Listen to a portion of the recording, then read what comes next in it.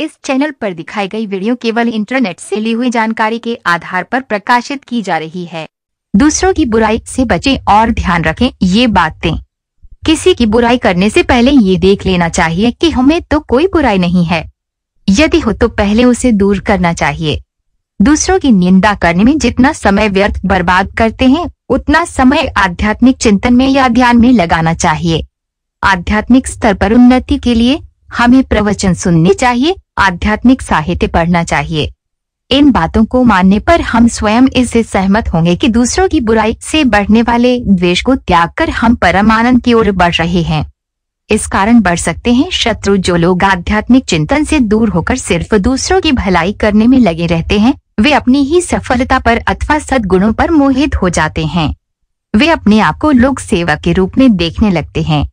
ऐसी अवस्था में वे आशा करते हैं कि सब लोग उनके कार्यों की प्रशंसा करें, उनकी बातें मानें।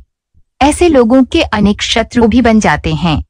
ऐसे हो सकते हैं कष्ट दूर। आध्यात्मिक चिंतन के बिना मनुष्य में विनम्रता का भाव नहीं आता है और न ही व्यक्ति में अपने आप को सुधारने की क्षमता विकसित हो पाती है।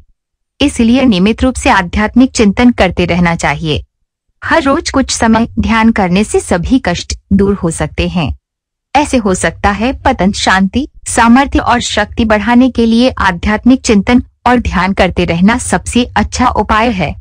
व्यक्ति पूरी दुनिया को धोखा दे सकता है, लेकिन अपनी आत्मा को कोई भी धोखा नहीं दे सकता है।